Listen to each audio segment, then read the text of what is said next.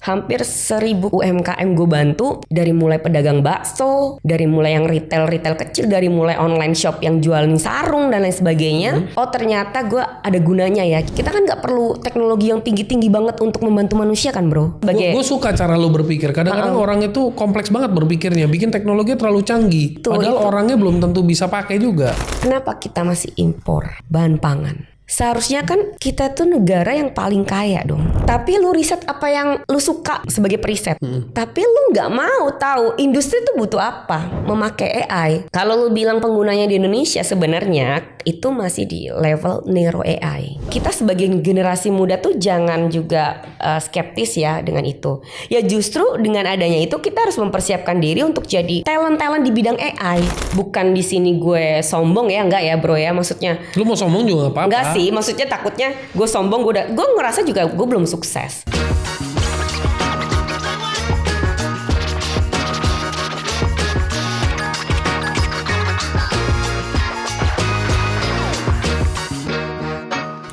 Oke, welcome back Big Thinkers. Hari ini gue kedatangan sahabat gue yang udah lama gak ketemu dan akhirnya datang, Dr. Dini Fronitasari. Gue akan bacakan dulu profilnya dia karena orangnya goks menurut gue, dan lo orang bakal shock melihat profil dan tampang yang tidak selaras. 1. Lulusan Bachelor in Electronic Engineering. Kedua, Master's Degree in Electrical Engineering cum laude. Ketiga, Doctoral Degree in Electrical Engineering summa cum laude. Lu Electrical Engineering semua ya? Gile, Inline lah. Ya, saat ini dia menjabat juga sebagai Head of Research Group of Artificial Intelligence for Intelligent Aquaculture for the National Research and Innovation Agency, BRIN Indonesia. Juga founder dari PT Kelola Digital Techindo dan juga PT Goritma Teknologi Indonesia. You are really woman in tech. Nggak gitu juga kali. Itu kebanyakan itu. Gue sampai tarik napas. Kepanjangan itu. Peneliti iya, pengusaha iya, tampang kagak nerd, nggak pakai kacamata, ya kan? Nggak harusnya kayak lu gitu ya, pakai kacamata gitu ya. Apa kabar bro? Baik. How are you? I'm fine. Sebenarnya ini gue tuh kaget kemarin ketika lu WA kan. Yuk kita podcast gitu kan. Sedangkan gue lihat tuh YouTube lu itu orang-orang yang luar biasa banget. Jadi gue very proudly lu udah undang gue ke sini ya. Semoga kita tuh podcast bisa bikin sesuatu lah. Seru. Insight buat terutama generasi muda sama pengikut-pengikut lo nih, followers lo. Gue tuh sebenarnya harusnya dibalik. Lu tuh yang gue wawancara, tau nggak? Next boleh. Kebalik nih harusnya. Oke, I wanna ask you, journey you. Sebelum masuk ke peneliti, kita masuk ke topik entrepreneurship. Oke. PT Goritma itu ngapain? Ngurusin apa? Ngurusin apa ya? Iya. Yang jelas nukang bro. Nukang. Oke. Jadi gini.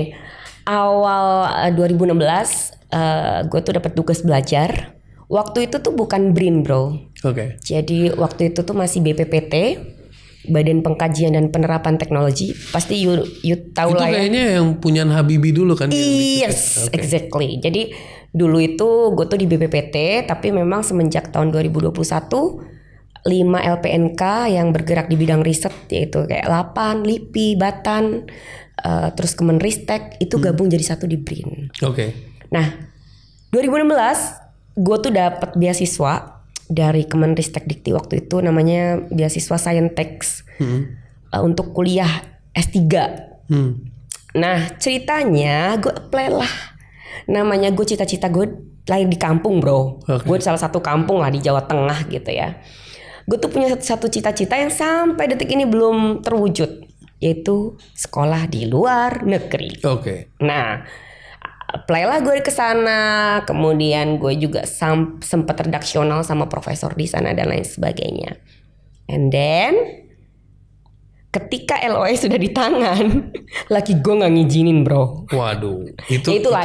Itu salah namanya satu tantangan, ujian dalam hidup. Dan karena kemarin gue belajar ada 3 kata. situasi itu bisa dinilai sebagai ujian, cobaan atau halangan. Ini yang mana nih bro? Halangan berarti? Halangan berarti enggak sih. Gue anggap ini ya udah fate gue, udah takdir gue gitu, udah journey gue. Finally di akhir-akhir karena gue udah kayak apa ya, semangat untuk S3 gitu ya. Lu pikir teman-teman gue juga udah pada tahu mau S3 terus lu nggak jadi gitu, gimana rasanya? Iya. Itu kan kayak malu ya nggak? Terus ngerasa kayak lu omdo doang lu ya gitu kan. Ya gue putar balik akhirnya. Gue cari doctoral degree yang ada di Indonesia yang pasti diizinin lah kalau di Indonesia. Iya. Gue daftar di UI, kalau nggak salah itu hari terakhir pendaftaran bro. Dan gue tuh ujian itu bener-bener yang kayak sebenarnya setengah hati, kayak ya udahlah kalau gue nggak masuk juga ya gue nunggu sampai suami gue tergugah hatinya untuk gue izinin gue studi abroad gitu ya. Finally akhirnya gue keterima di UI dengan electrical engineering itu. Dan kenapa tadi that's why lu tanya kenapa lu elektro terus dari S1, S2, S3? Karena beasiswa bro. Oke. Salah satunya syaratnya adalah inline. Oh harus align. Align. Jadi you jadi kayak specialize. Yes. Nggak bisa gitu. S1-nya electrical, S2-nya business, S3-nya apa kayak gitu. Teologi. Itu kan aneh gitu kan. Ya sebenarnya mungkin bisa-bisa aja, tapi untuk dapetin scholarship itu kayaknya jadi sebuah kayak itu malah tantangan gitu loh. Maksudnya kayak nanti kita ditanya lu ngapain aja S2 kok S2 sosial misalnya S3 terus kemudian balik lagi ke teknik gitu ya. And then ketika 2016 itu namanya tugas belajar kan bro. Kalau kita tuh namanya tugas belajar. Banyak waktu yang gini, rutinitas itu nggak tiap hari ke kantor kan pasti. Gue cuman kuliah itu kalau S3 dulu tuh kalau nggak salah seminggu tuh 2 kali atau 3 kali. Kan banyak waktu nih. Kalau S3 itu sebenarnya rentan waktu yang orang kuliah nih dari Senin sampai Sabtu. Kalau kuliah tiap hari S3 tuh paling cepet tuh S3 kelarnya berapa lama? Sesuai kurikulum di UI kalau nggak salah 3 tahun. Oke. Karena by riset atau by reguler. Kalau gue ambil kelas reguler, karena kalau reguler itu di semester pertama kita harus pelajari tuh bro, kayak metodologi penelitian seperti apa dan lain sebagainya. Masih ada kuliahnya lah. Oke. Berarti yang paling besar itu jangka waktu itu S1 4 years. Yes. S2 lebih cepat. Lebih cepat lah. 1 tahun juga di luar negeri banyak. Gitu. Iya mandir. Baru S3 lebih lama lagi. Gitu. Sebenarnya gitu. Bisa sampai sebenarnya 3 tahun itu kurikulum setahu gue dulu gitu waktu gue masuk UI itu 3 tahun tuh kenapa gue bisa summa cum laude karena gue 3 tahun. Oke. Gitu. Sip. Pada saat itu gue merasa kok waktu gue banyak ya. Banyak banget yang maksudnya ngapain gue lagi gitu, kayak gue tuh kayak bangun tidur itu harusnya ke kantor gitu kan, kayak gue ngapain ya hari ini gitu. Terus gue ketemu beberapa teman di UI, kemudian ada satu temen gue yang lagi sekolah di UK juga. Dia sebelumnya sebenarnya sudah bikin ya dulu tuh ngomongnya bukan startup sih ya, kita lebih ke kayak tukang ngoding lah ya.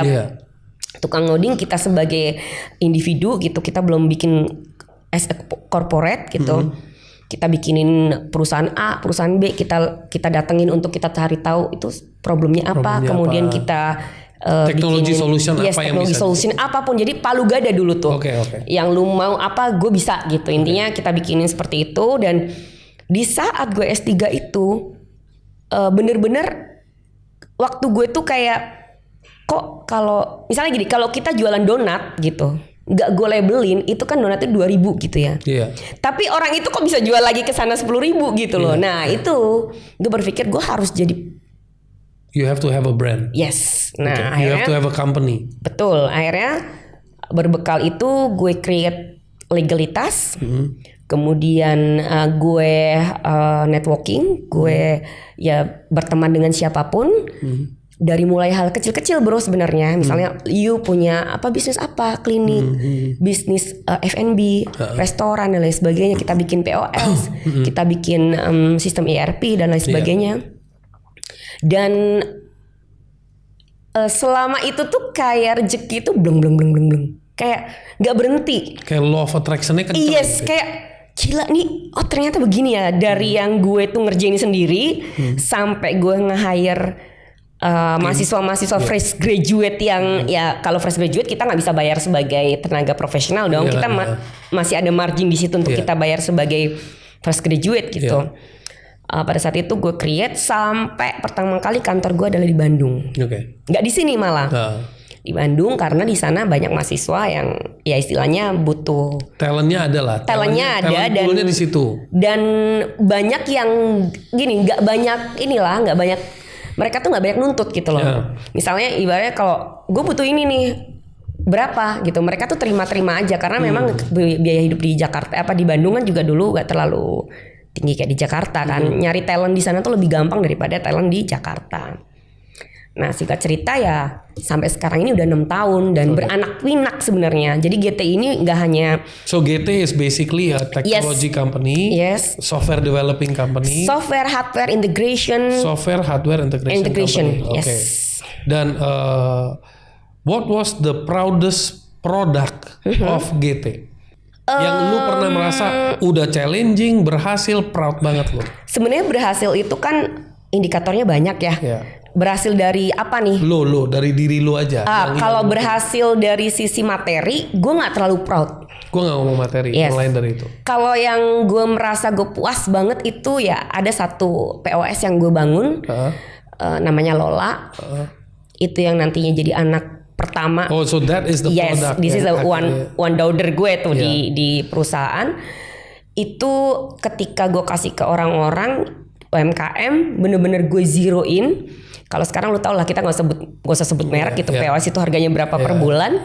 Dan itu gue bisa create dan untuk membantu. Waktu itu sampai hampir 1000 UMKM gue bantu. Dari mulai pedagang bakso, dari mulai yang retail kecil, dari mulai online shop yang jualin sarung dan lain sebagainya. Itu bikin gue merasa ternyata gue ada gunanya ya gitu. Ilmu gue tuh gak hanya buat diri gue sendiri gitu. Karena memang awalnya tuh si Lola ini dibikin untuk NGO itu.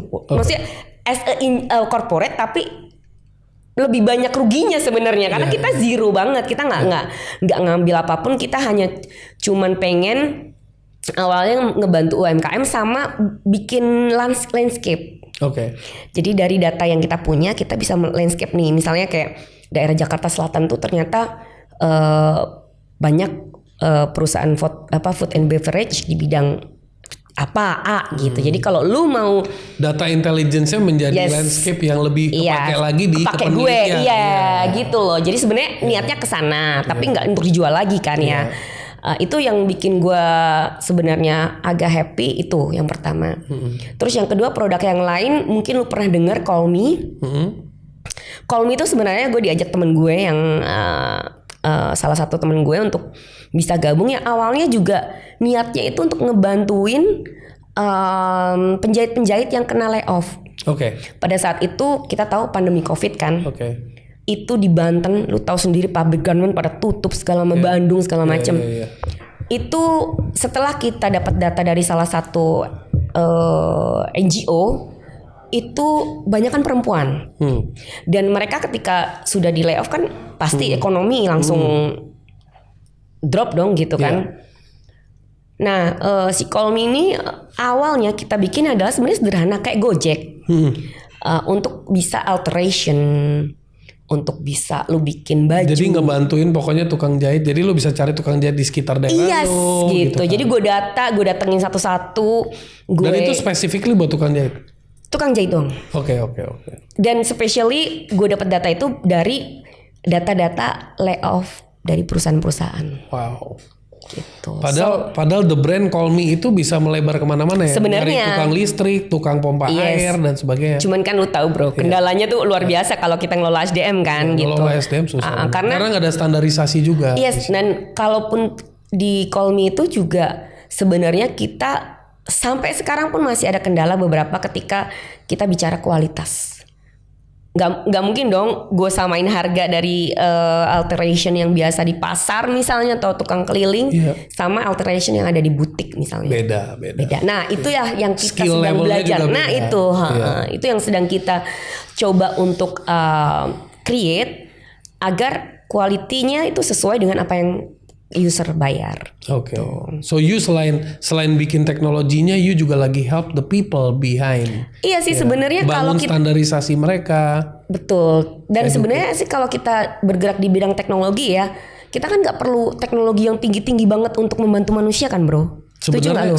Sebenarnya begitu. Iya nggak sih? Kalau gue sebagai gue suka cara lo berpikir. Kadang-kadang orang itu kompleks banget berpikirnya, bikin teknologi terlalu canggih. Padahal orangnya belum tentu bisa pakai juga. Nah itu kita kan harus tahu bahwa landscape manusia atau landscape di Indonesia gitu kan, berapa sih orang yang educated well misalnya?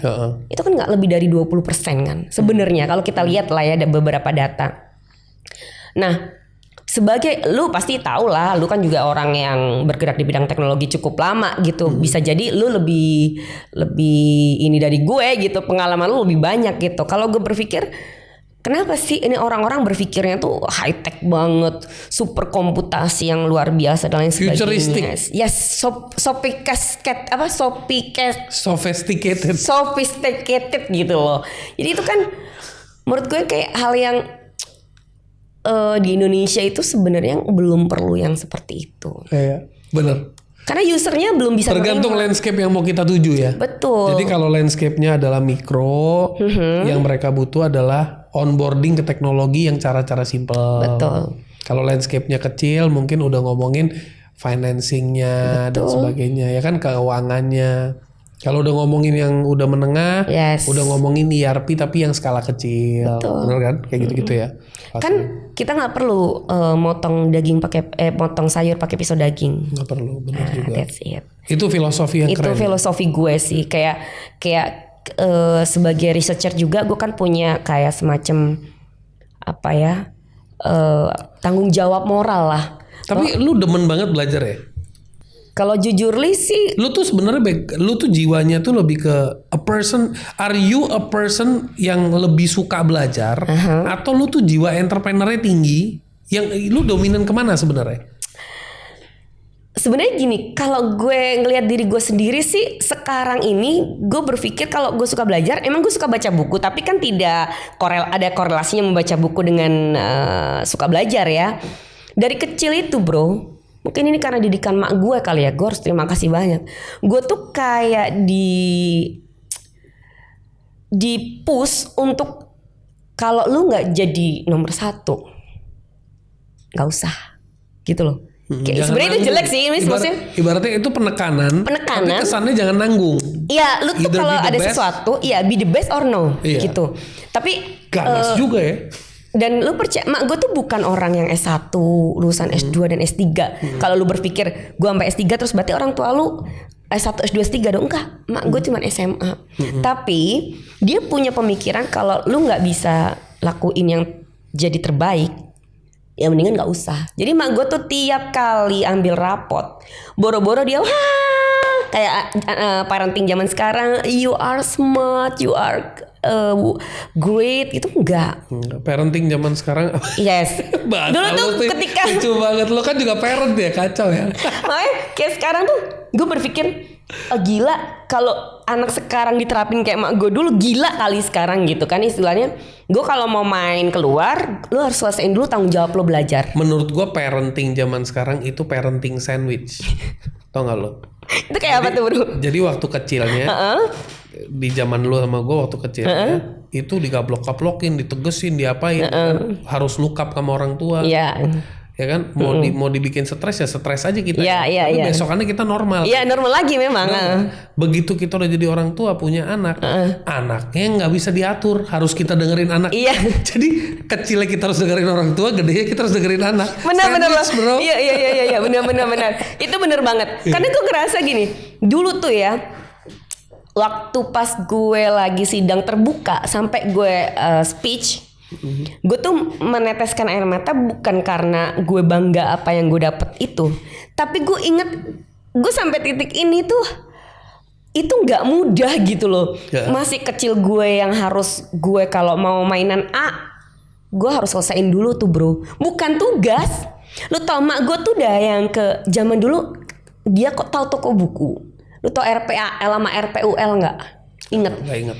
RPL itu rangkuman pelajaran alam. Oke. RPWL itu rangkuman pelajaran umum. Oke. Jadi zaman gue SD gue udah hafal seluruh negara ibu kotanya. Benderanya kayak apa, biologi gue hafal, invertebrata, vertebrata. Jadi buku itu di zaman itu mak gue udah beliin buat gue dan itu gue harus selesaiin. Berarti mak lo educationnya SMA tapi parentingnya S3 bro. Profesor gue kira gitu kan. Kalau zaman dulu kan, apalagi gue bukan tinggal di kota gede ya, kok dia kepikiran ya gitu. Gue juga sampai berpikir oh iya ya dulu. Jadi gue harus selesaiin itu tuh bro. Baru gue boleh keluar. Bukan selesaiin tugas sekolah ya, tapi selesaiin yang dia suruh. Sampai di SMA sama. Dan gue tuh kayak ngerasa ngelepas tuh pas kuliah aja. Kayak ngerasa oh ya udah belajarnya tuh kayak gini. Nah di kuliah itu gue merasa gue harus merubah cara belajar gue agar lebih rileks. Makanya gue suka banget tuh bro kalau lu lihat traveling ke tempat-tempat gunung, ke pantai, sambil baca buku itu lebih masuk ke gue. Soalnya RPAL soal alam. Kalau zaman 80-an itu pasti tahu, masa lu nggak tahu RPAL? Bukunya aja gue tahu tuh. Dianya tahu tuh dia tuh. Iya itu bukunya segini bro. Ngelebihin kamu sih tuh bro. Luar biasa. Sekarang kita mau bahas, lu posisinya sebagai head of research group of the artificial intelligence. In smart aquaculture karena banyak. Ya asik. Gue lagi mau ngomong AI-nya dulu nih. Iya. Nanti baru kita masuk ke aquaculture. Oke. AI. Indonesia menurut you sekarang AI itu how helpful will be AI for people in Indonesia dari level mikro, kecil, menengah dan besar. Oke. Kalau gue jawab sebagai periset di bidang AI, gue pikir seperti ini bro, kita balikin lagi. Industri, as individu, apakah menggunakan AI itu sebagai tren? Atau dia memang butuh? Sebagai contoh, lu punya corporate pasti. Ketika AI itu 2020 langsung booming, apakah kantor lu memang tahu bahwa ya you memang butuh AI untuk sort beberapa misalnya birokrasi yang terlalu panjang untuk bisa lebih efektif efisien, atau hanya pengen terlihat perusahaan gue udah pakai AI gitu. Nah ini jebakan tolong disadari teman-teman yang lagi nonton. Yes, I think ya kalau lu bilang bahwa kalau as individu pasti kita semua sudah memakai lah ya, lu tahu sendiri chat. Ya kalau gue ngeliat AI itu kayaknya semuanya lebih ke GPT sekarang. Dominannya GPT. Gue nggak tahu ya dominannya. Ya chat GPT, chatbot. Kemudian chatbot itu kan termasuk natural language processing ya. Kemudian penggunaan kayak kamera beauty. Itu kan juga sebenarnya hal-hal yang tidak disadari kita pakai gitu loh. Nah, jadi teknologi AI is not only in words. There are so many other lifestyle. Sekarang ini nggak usah seperti itu. Ketika kita shopping aja di salah satu e-commerce, kok bisa e-commerce lu tuh akan showing produk-produk yang lu akan cari di Google. It's like ini spy ya gitu. Misalnya lu lagi sama lu ngomongin lah, ban mobil apa bla bla. Tiba-tiba tuh buka aja Tokopedia. Normal itu ban, busi motor dan lain sebagainya. Gue lagi sama teman gue ngomongin contoh let's say krim yang paling bagus misalnya, keluar tuh krim-krim. Nah itulah AI sebenarnya. Jadi dia memprofiling apa kesukaan kita, apa kebutuhan kita, itu juga bisa disebut dengan AI. Dan semua industri memang sekarang ini adalah memakai AI. Jadi kalau lu bilang penggunanya di Indonesia sebenarnya itu masih di level Nero AI. Di level? Nero AI. Artinya bukan kan leveling implementasi AI itu kan bertingkat ya bro. Nero AI itu bisa di-share dong. Ya misalnya kayak Nero AI itu aplikasi-aplikasi AI yang memang belum terlalu high tech banget. Jadi di Indonesia belum ada kan autonomous car, taksi yang tidak ada driver dan lain sebagainya. Itu lebih high tech. Karena apa? SDM-nya sendiri. Misalnya drone. Drone untuk nganterin paket dan lain sebagainya. Karena apa? Di Indonesia sendiri regulasi tentang implementasi AI pun belum ada. belum rapi lah. Belum ada, bukan belum rapi, belum ada. Belum ada. Dan itu tugasnya nanti BRIN juga involve. Sebenarnya gini, 2020 kita sudah bikin bro, namanya strategi nasional untuk implementasi AI 2020-2045. Oke. Di situ sebenarnya sudah jelas bahwa ketika Indonesia ingin menerapkan AI, kita tuh ada 4 area fokus yang harus itu mau tidak mau kita harus lakukan, kita create. Yang pertama etika dan regulasi. Oke. Gue nanya sama lo, kalau mobil autonomous car nabrak, yang disalahin itu yang punya, atau mobilnya kita becek-becek kita rusak, atau perusahaannya? Ya logikanya bukan mobilnya sih, yang punya mobilnya sama yang punya teknologinya. Berarti ada aturan hukum di situ dong. Itu yang belum dibuat. Oke. Nah, itu satu. Berarti perlunya penggunaan regulasi dan etik untuk implementasi AI. Yang kedua adalah data dan infrastruktur. Bro, kita itu data. Siapa yang bisa supply data kita? Sedangkan AI itu membutuhkan dataset yang tidak sedikit.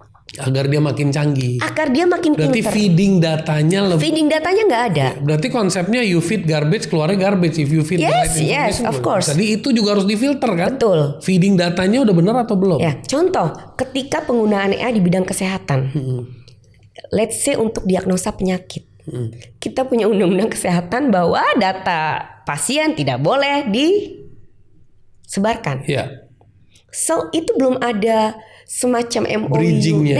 Bridgingnya. Jadi kita tuh sebenarnya kekurangan data. Oke. And then kalau infrastruktur kita oke lah, kita punya uang lah pasti untuk bisa membangun komputasi yang super lah. Kemudian yang keempat adalah talent. Talent kita, programmer kita banyak bro. Tapi yang punya intuisi untuk melihat AI apa yang dibutuhkan itu kurang. Iya. Gitu. Jadi kita masih perlu lah untuk. Jadi ada 4, yang keempat itu adalah human-nya ya. Baru 3 dong tadi. Yeah. Etik, policy, and etik. Kemudian data and infrastruktur, and then talent, dan yang terakhir adalah riset and innovation itu, yang nantinya harusnya dilakukan oleh government, perguruan tinggi dan pemerintah. Pemerintah dan industri. Sorry. Government and industry. Government, gitu. Perguruan tinggi sama industri. Yes. Sebenarnya satu lagi sih komunitas yang dibilangkan quadruple helix itu, quadruple helix. Sebenarnya kalau sekarang konsepnya ada pentahelix itu, media masuk harusnya kan nggak mungkin kita kalau nggak menggait media juga gitu. Gue tuh merasa banyak orang tuh takut ya, Din, katanya nanti one day kalau AI udah prevail. Human itu akan tergantikan. Yes. What do you say about that? Ya dari McKinsey kan juga sudah jelaskan bahwa AI itu akan ada pekerjaan yang hilang, akan ada pekerjaan baru yang timbul, dan itu sudah memang sesuatu hal yang tidak bisa kita hindari. Nah, pekerjaan-pekerjaan yang hilang ini kan sebenarnya pekerjaan yang sifatnya rutin, admin dan lain sebagainya lah. Tapi pekerjaan yang bahkan programmer pun sekarang mungkin bisa hilang karena dengan adanya programmer, penulis, desainer, pelan. Tapi kita sebagai generasi muda tuh jangan juga skeptis ya dengan itu. Ya justru dengan adanya itu kita harus mempersiapkan diri untuk jadi talent di bidang AI gitu. Karena tanpa talent pun AI itu kan yang ngajarin kita kan. Nah kalau kitanya memang menurutku yang akan terganti ya yang tidak siap dengan kehadiran AI itu sendiri. Sekarang belajar banyak bro, nggak zaman kita dulu adanya cuma di buku. Kita buka di Google itu udah ribuan, udah kita bisa belajar dari banyak hal. Bedanya dengan kita adalah ketika dulu kita adalah kekurangan informasi kan. Yang sekarang terjadi adalah kita memilih informasi itu karena saking banyaknya nih. Nah itu ilmunya untuk memilih informasi yang tepat. Harus dipelajarin. Betul. Itulah. Nah makanya kalau dibicara tentang riset terutama di bidang AI, kalau tidak ada kolaborasi antara pentahelix tadi, ya minimal quadruple helix tadi, nonsen deh. Tapi yang gue takutin cuma satu. Yang gue takutin itu bukan AI replace human. Apa bro? Yang gue takutin one day human think like AI. Itu deep loh. Iya benar. Dengan segitu you rely on AI. Yes. Sekarang kan orang mendewakan gitu ya. Menurut gue, lu yang lagi nonton, ingat ini. Jangan pernah make AI as your master. But treat AI as your slave or as your assistant yang help you. Because never make AI as your master, because then capability for you to think bakal ditumpul. Karena sehebat-hebatnya AI, kalau human itu punya emosional. Human tuh computing powernya tuh gila sebenarnya. Karena digabungin dengan emotion, intuition dan sebagainya.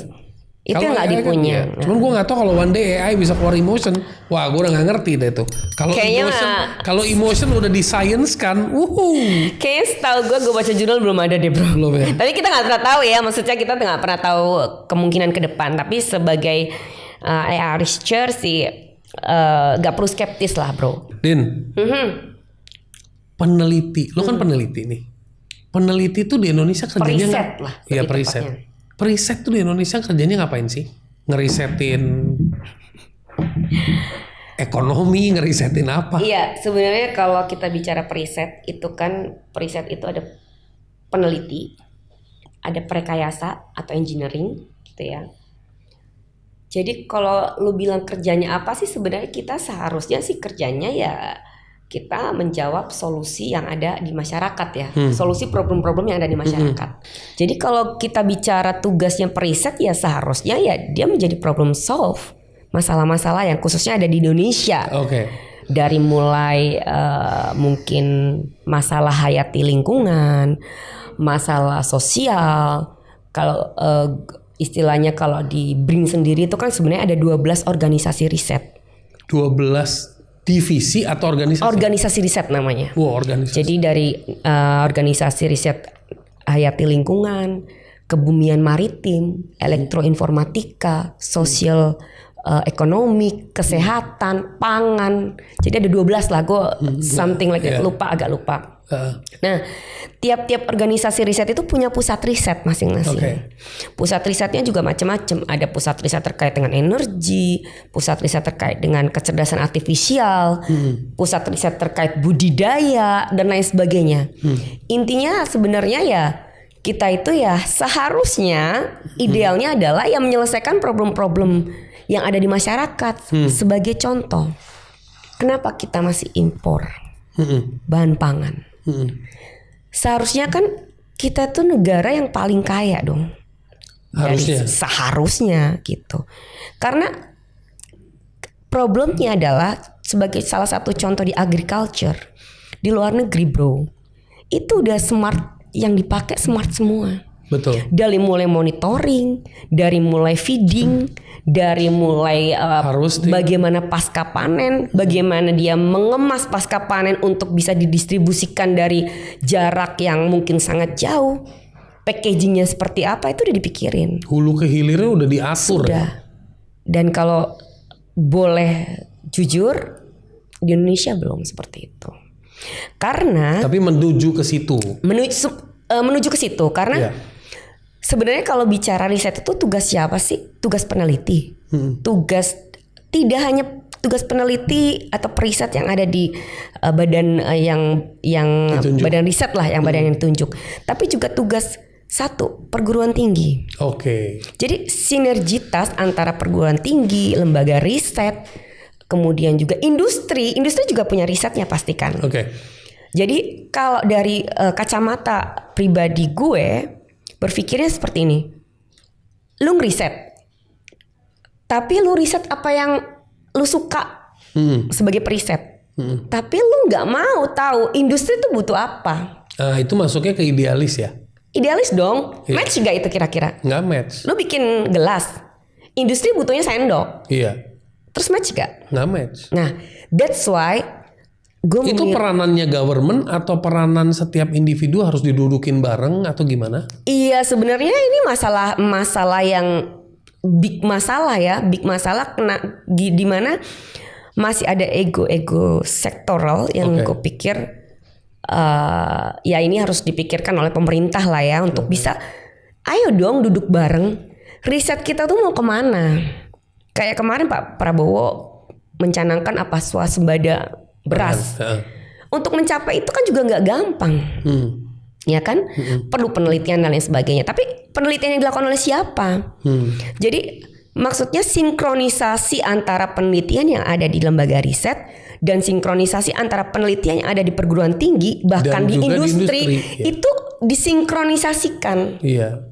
Jadi kita ada satu blueprint lah, whatever itu peta jalan lah untuk kesana. Dan semuanya kompak dan lakukan dengan kemampuan masing-masing. Dan dibagi tuh nanti di breakdown jadi beberapa tugas dan fungsi, di breakdown lagi jadi beberapa puzzle kecil penelitian. Yang nantinya kalau kita gabung semuanya itu jadi big design peta riset di Indonesia. Gitu loh. Ya ini jadi lo greget dong. Ya udah nggak usah dijawab, muka lu udah ngejawab. Ya kalau sebagai peneliti periset itu gue merasa ya gitu dia itu sebenarnya masalah cuma satu itu sih. Antara industri dan peneliti itu nggak sinkron. Yang lo lakuin di aquaculture. Oh sekarang ini kegiatannya. Oh ya kebetulan gue sekarang lagi di salah satu grup riset yang kan kita tahu AI itu applicable ya, bisa di agriculture, bisa di budidaya, bisa di pertambangan dan lain sebagainya, bisa di finance. Gue sekarang lagi di BRIN ini memang lagi create smart aquaculture. Jadi smart aquaculture. Yes, jadi kita tahu budidaya ikan, budidaya whatever itulah intinya budidaya ikan itu kan sometimes masih banyak banget yang manual di Indonesia terutama. Manual itu gimana maksudnya? Memberi makan manual, ngecek suhu itu pakai temperatur pakai termometer dicemplungin kemudian dicatat dan lain sebagainya. Nah di sini kita create kita namakan smart aquaculture, and then kita pasang beberapa sensor, ada sensor mungkin suhu, kemudian sensor oksigen, DOB, sensor turbinitas, kemudian salinitas dan lain sebagainya yang memang dibutuhkan si biota ini. Misalnya kita mau budidaya apa nih, anggap rajungan lah atau apa, dia kan pasti punya requirement standarnya apa. Yes.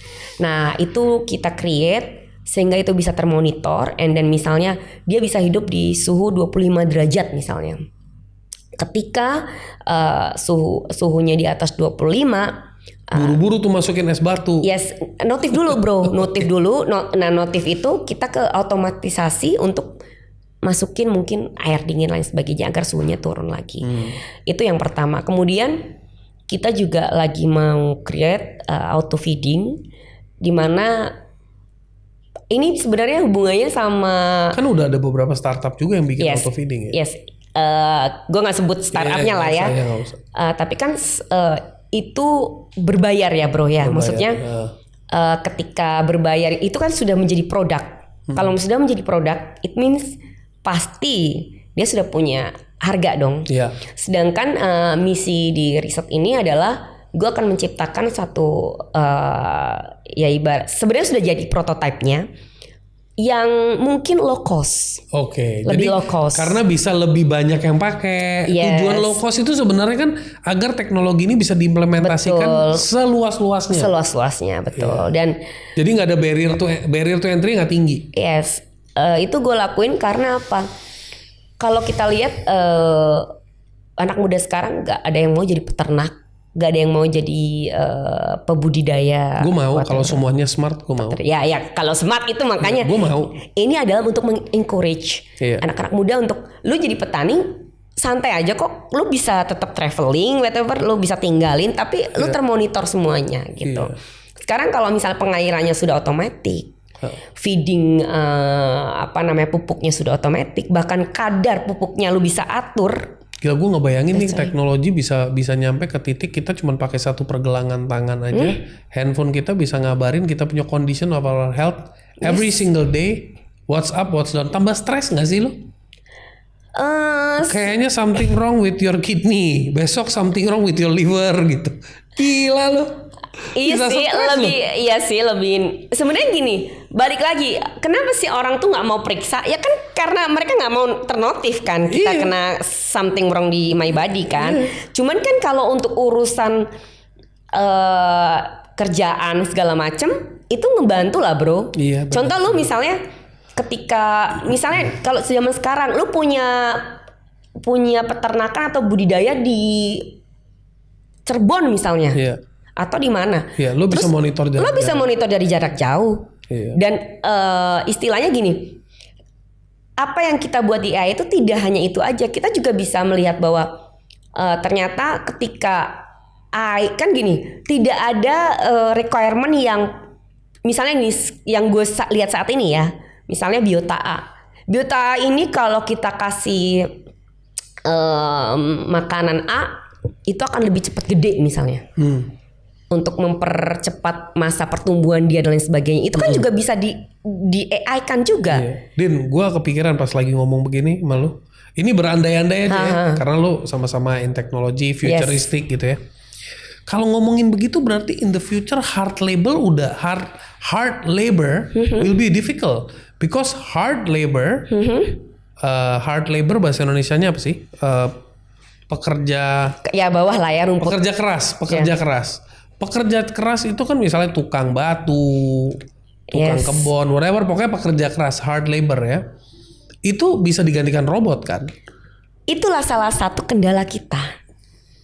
Nah, makanya ketika penerapan AI itu sering terkendala oleh ini. Contoh, ketika gue dulu dapat project untuk otomatisasi satu pabrik gula. Ketika kita sudah otomatisasi, pasti ada yang di layoff dong. Iya. Ya kan, entah itu bagian operatornya ya. Iya. Nah, justru inilah yang jadi tantangan. Bagaimana kita bisa mengelola orang-orang ini agar mendapatkan pekerjaan baru, entah ditambah skillnya, entah ditambah knowledge-nya.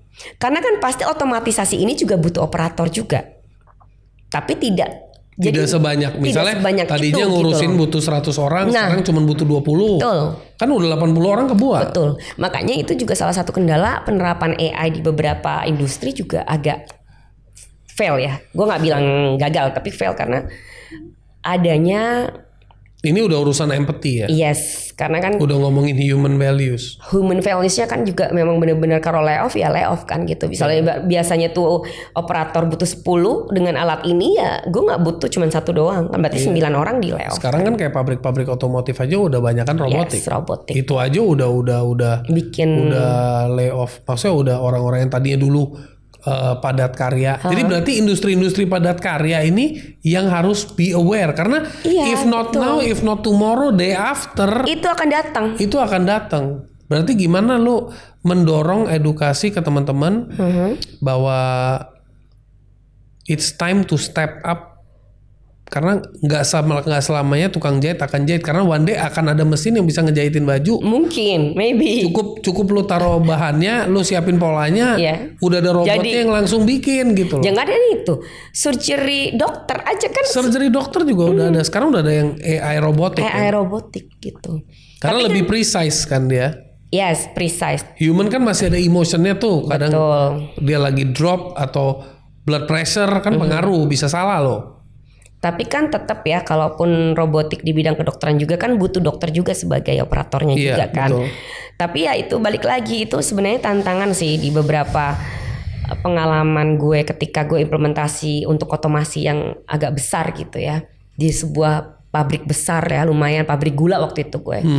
Yang terjadi seperti itu, ada penolakan dari beberapa labor untuk diotomatisasi. Bahkan ketika kita bikin workshop how to, mereka harus move tuh maksudnya mereka harus naik scale up scale up value-nya agar bisa jadi misalnya ditempatkan di level ini gitu. Itu juga banyak penolakan di situ. Jebakan yang paling parah itu lo disuruh, lo nggak mau keluar dari zona lo, tapi zona artinya tempat bekerja, tapi lo juga nggak mau belajar agar punya value lebih tinggi. Ini jebakan Batman yang parah banget itu. sih. Ya mau nggak mau semua harus move.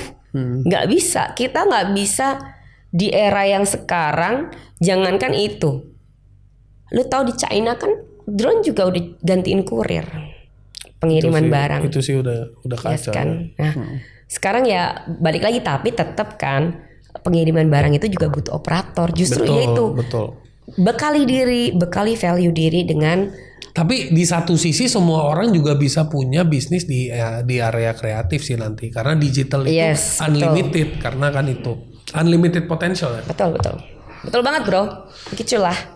Gua sebenarnya salah satunya yang gue inspired lu sebagai sahabat gue itu adalah lu as a woman. Lu selain jarang sekali ketemu woman in tech, very few in Indonesia. Dan ini gue lagi iseng aja, barusan lagi ngomong sama lu sambil lagi nge-browsing gitu ya. Itu gue merasa apa yang membuat lu bisa masuk ke jalur teknologi dan you actually enjoy it. Jadi bukan kayak you don't enjoy it, you really love it. And gue ngelihat di sini sekilas gue baca nih survei tenaga kerja perempuan di Indonesia di sektor teknologi adalah terendah di Asia as of 2023 ya.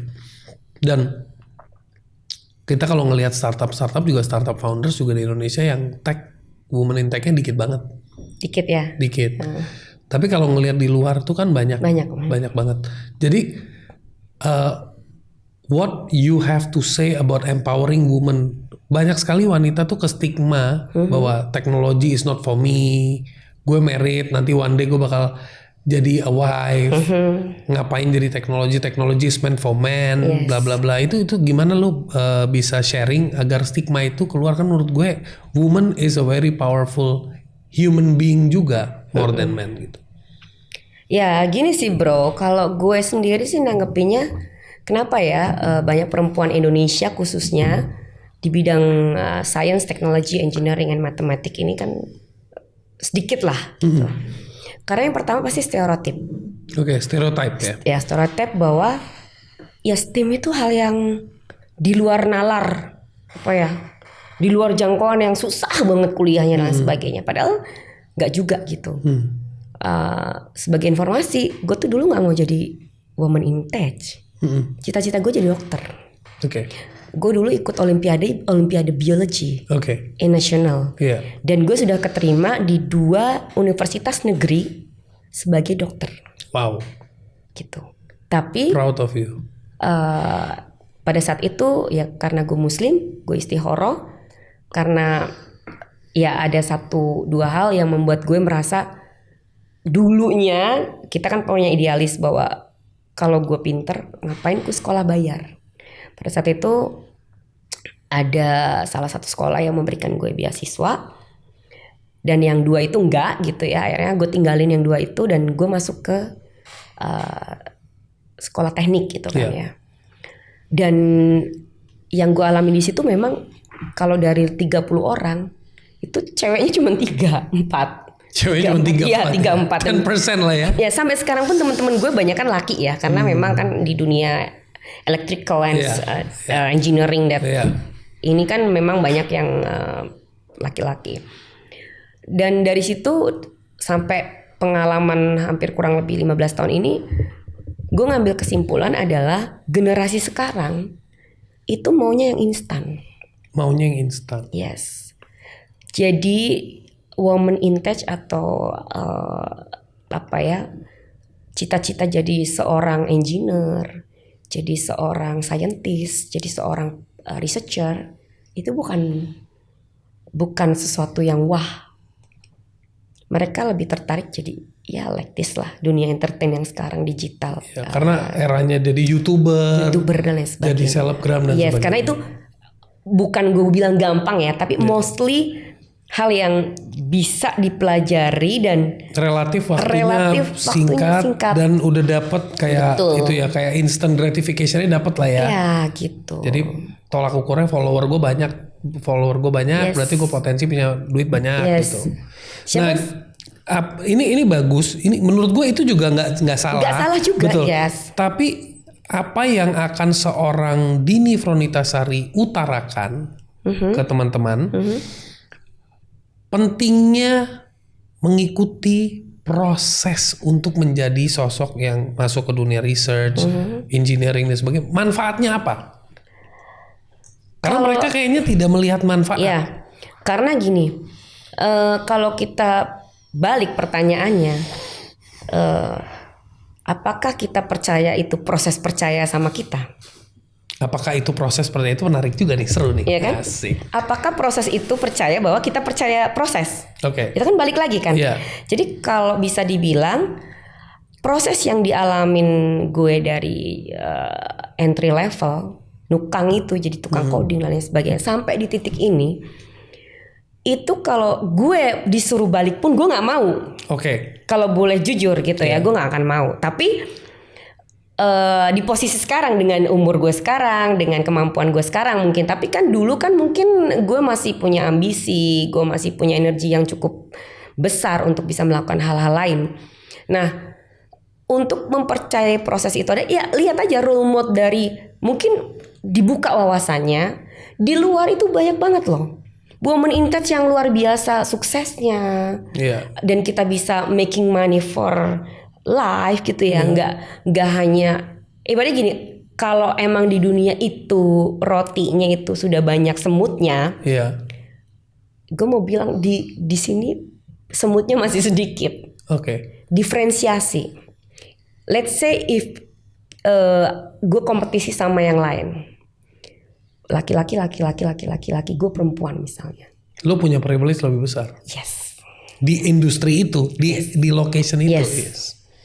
Sama seperti ketika orang undang gue sebagai narasumber bicara tentang energi, AI for energy lah, AI for finance dan lain sebagainya. Mereka pasti akan lebih mungkin, kenapa banyak orang lebih pintar dari gue tentang AI? Why? Menurut gue pribadi, kenapa orang cenderung untuk mengundang gue dan lain sebagainya? Karena satu, lo cantik, yes. Lo nggak nerdy. Tapi lu punya ilmu. Ini yang composition yang lu bilang tadi, one of the differentiation. I'm not talking only looks, but I'm talking about looks plus intellectual. Ini double combo loh. Sebenarnya nggak cuman itu aja sih, lebih ke gini. Kalau STEM itu tidak menarik, gue akan mencoba menarik itu. Dengan opportunity-nya ada. Kalau gue analogikan itu roti yang itu tuh udah banyak orang yang mau ke situ dan semua orang bisa. Kita bicara entrepreneur di bidang F&B, skincare. Siapa pemainnya? Siapa yang nggak bisa bikin F&B? Siapa yang nggak bisa bikin skincare dan lain sebagainya? But in STEM masih banyak peluangnya itu gitu loh. Gue aja kadang kewalahan. Masih banyak you woman yang lagi nonton ya, masih banyak peluang. Karena sedikit banget yang kayak kita gitu loh. Dan yakin di kedepannya kita akan sangat dibutuhin. Daripada kita bersaing berkompetisi dengan yang banyak kompetitor, kan pasti kita harus strategi dong gitu untuk survive hidup. Nah, salah satunya bisa jalannya adalah salah satunya masuk ke dunia STEM ini. Memang itu tidak mudah. Tapi kalau gue bisa, kenapa kalian enggak? Gue bukan dari keluarga yang tadi gue udah bilang educated well banget, yang gimana-gimana. Bukan dari keluarga akademisi. Gue juga lahir bukan di kota besar yang penuh kesempatan. But I do it. Gitu. Gue cuman pengen ngomong, bukan di sini gue sombong ya, enggak ya bro ya, maksudnya. Lu mau sombong juga apa-apa. Enggak sih, maksudnya takutnya gue sombong, gue ngerasa juga gue belum sukses. Tapi alhamdulillah gue bisa making money for my life tanpa depend on your husband or your my family husband, or my husband, my parents gitu. Dan lu bisa contribute, not only making money.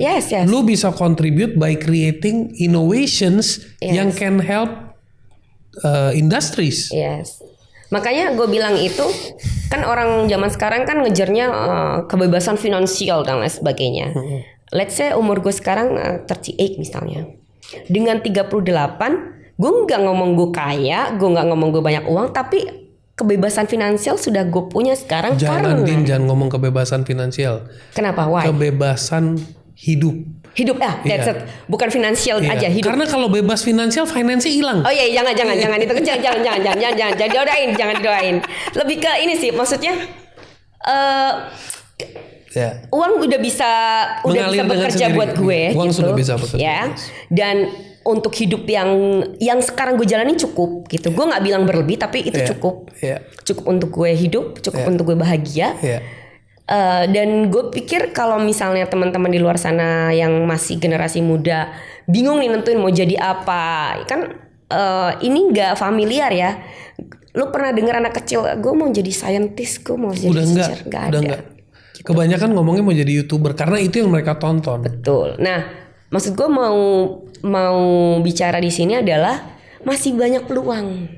Karena ketika lu masuk ke dunia STEM ini, diferensiasi perempuannya itu luar biasa. Satu. Kedua, the world is going to go towards pro technology. Yes. Iya kan? Yes. 50-100 tahun ke depan dominan teknologi.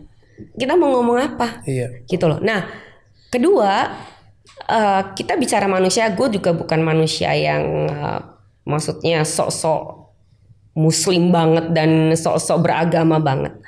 Tapi pada umur segini gue merasa bahwa ilmu yang gue dapat selama ini, pendidikan yang gue dapat dari entah itu orang tua gue ataupun di kampus dan lain sebagainya, itu nothing kalau gue mikirin diri sendiri. Itu bener-bener real di hati gue loh. Ini bukan cuma ngomong ya. Kenapa? Gue lebih sekarang tertarik saat-saat ini tuh ketika orang ada ngajakin gue sesuatu yang ada manfaatnya, kebermanfaatannya itu ada gitu loh. Dan luas. Entah itu luas, skalanya luas, skalanya sedikit. Pokoknya it has value for people. Yes. Gue lebih kayak gitu. Kayak boleh sedikit gue cerita tentang ini juga lagi kita create sama teman-teman gue volunteer itu. Apa yang lo lagi create? Lu tahu kita lagi masuk ke dunia tuh semua ngomongin climate change. Climate change, yes, climate change. Dan emang it's there kan? Yes, karena kan salah satu kontribusi terbesar dari climate change itu juga kan limbah, masalah limbah lingkungan kan.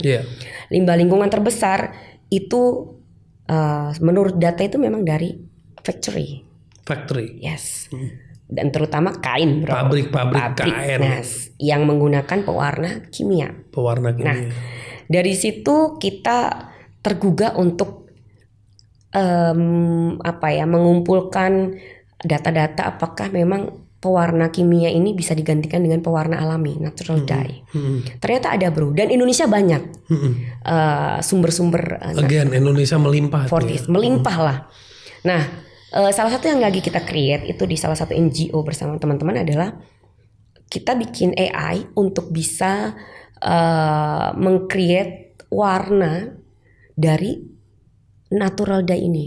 Wow. Yang nantinya ini bisa dijadikan tools bagi pengrajin-pengrajin kain, terutama yang wastra Indonesia ya. Kita nggak bicara pabrik lah ya. Kain-kain Nusantara Indonesia, batik, home industry dan lain sebagainya untuk menggunakan itu. Nah, yang kita create ini adalah bagaimana mereka. Kalau sekarang kan gampang nih kalau pakai kimia, lu mau warna pink ya merah muda campur apa gitu kan ya. Maksudnya pink merah campur apa jadi pink gitu kan. Mereka kan butuh tools itu kan. Gak mungkin mereka di lab nyampur-nyampur sendiri gitu. Nah, kita lagi create dengan menggunakan AI bagaimana mereka bisa menghasilkan warna. Misalnya gue pengen warna kuning nih. Kuning itu bisa dihasilkan dari mana? Kunyit. Gue mau hitam nih, hitamnya hitam pekat, lumpur jenis ini dan lain sebagainya. Wow. Nah, itu yang lagi kita create dan rencananya pilot project kita adalah negara di Indonesia Timur. Terdepan, terluar. Di mana tuh? Indonesia rencana Timur sih di sekitar Nusa Tenggara Timur. Kenapa lo pilih itu? Karena di sana banyak pengrajin, mayoritas 90% perempuan, bro. Wow. Berarti ini woman empowering juga ya? Ya, woman empowering juga sih. Salah satu movement lu ya? Yes.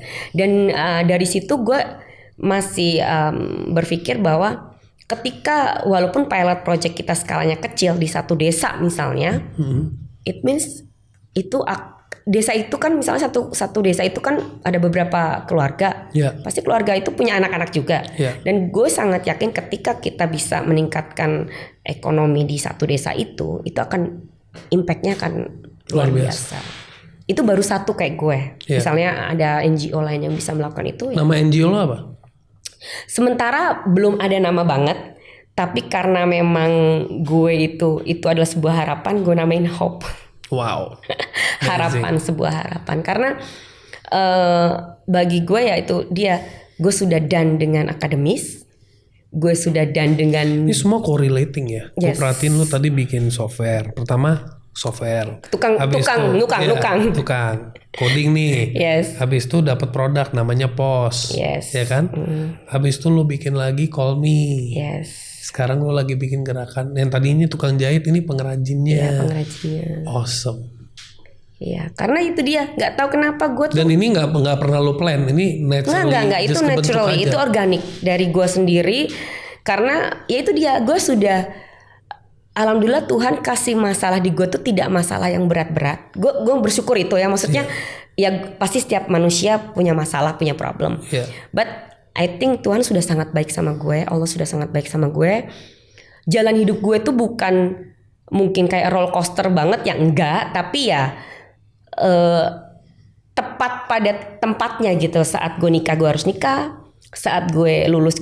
Jadi gue merasa karena Allah sudah baik, berarti gue harus melakukan juga buat orang lain. Nah, yang bisa gue lakuin apa ya ini gitu loh. Lewat mungkin NGO ini gue berharap nantinya semua ya nggak hanya woman ya intake, tapi beberapa orang yang di bidang teknologi tidak hanya memikirkan hal-hal yang tinggi-tinggi banget deh gitu.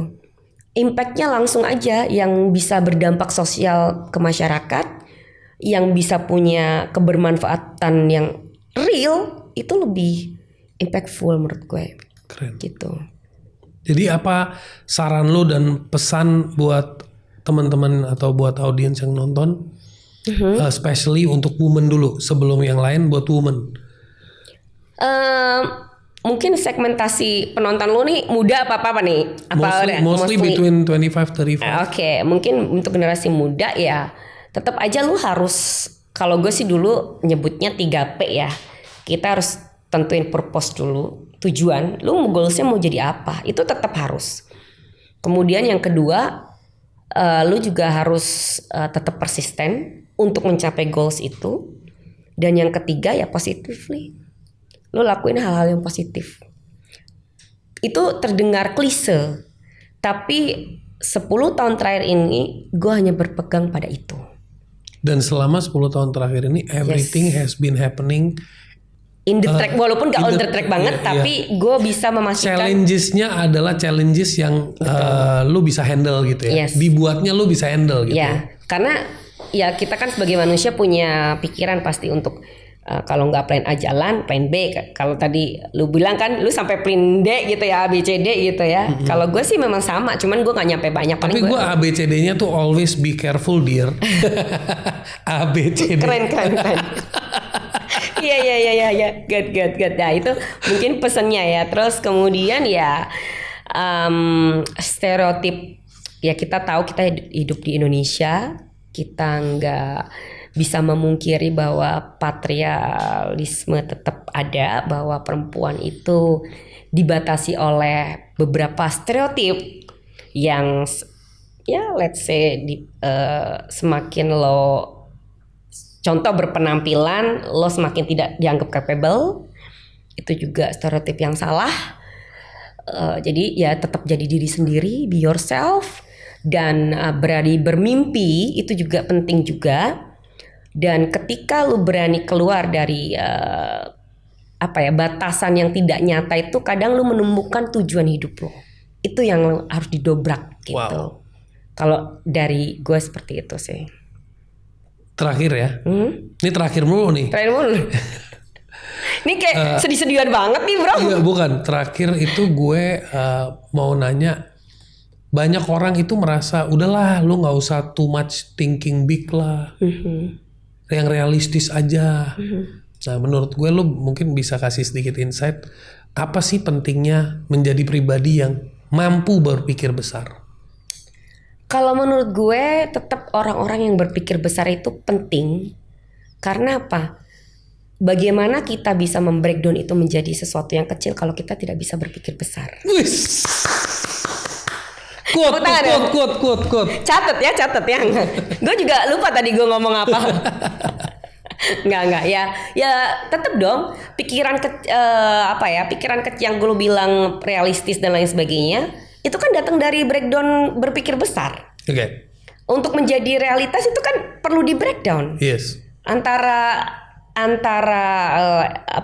istilahnya imagine how to make imagine itu kan breakdown aksinya kan juga harus ada. Iya. Nggak ujuk-ujuk lu berpikir besar habis itu jadi kenyataan kan enggak? Enggak. Nah, tapi kalau Jangan kecil-kecil ini nggak ada yang besar, iya. Jadi nggak puzzle-nya? Nggak jadi juga. Nggak jadi juga. Jadi jadilah pribadi yang berpikir besar. Think big. Yes, think big. That's why keep watching Big Thinkers, so you learn how to think big. Oke, thank you Dini Pronita. Thank you, bro. Thank you so much. God bless you all. To be honest. You enjoy the show.